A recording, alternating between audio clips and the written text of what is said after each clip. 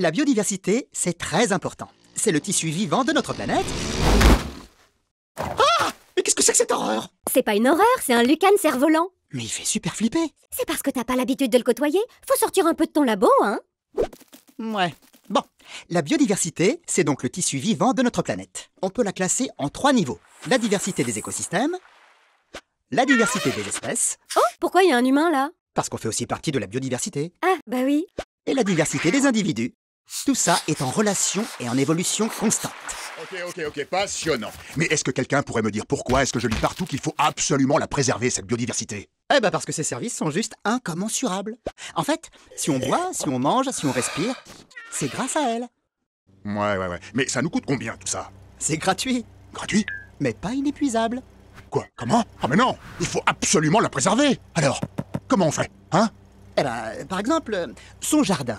Quoi? Qu'est-ce qu'il a, mon jardin? Eh bien, en tondant moins souvent et jamais plus court que 10 cm, de nombreuses plantes auront le temps de se développer. Elles pourront ainsi abriter des insectes qui nourriront à leur tour les oiseaux, etc. Et en plus, elle fait des économies de carburant. Ah ouais, ça me plaît ça. Eh, j'ai quand même installé des nichoirs et des abris, hein. Mais oui, c'est parfait pour la continuité écologique. Ne pas hésiter aussi à laisser des amas de feuilles, des tas de branches, des tas de pierres comme micro-habitat. Mais ça va pas faire moche? Avec la gestion différenciée, tu entretiens les zones différemment en fonction de la manière dont tu les fréquentes. Un peu, beaucoup, pas du tout. Avec un peu de créativité, c'est très joli. Et ça limite les ravageurs. Un ravageur? Où ça? Où ça? Les pesticides et herbicides au jardin, c'est interdit depuis 2019, hein. Mais alors comment je fais? Pour limiter les herbes non désirées, mieux vaut couvrir son sol.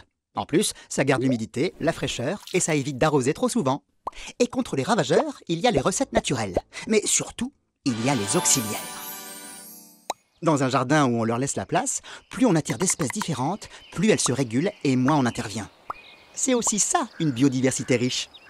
Ok. Donc, favoriser la biodiversité, ça coûte moins cher. Et ça fait moins de travail. J'adore. Autre chose? Non, parce que la nuit tombe et...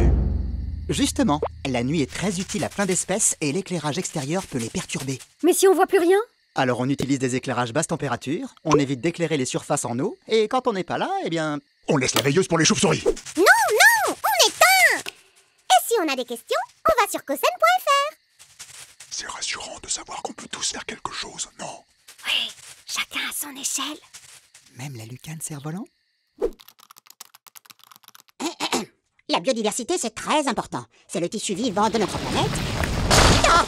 Et qu'est-ce que c'est que cette horreur? C'est pas une horreur, c'est un ver de terre. Faut sortir un peu de ton labo, hein?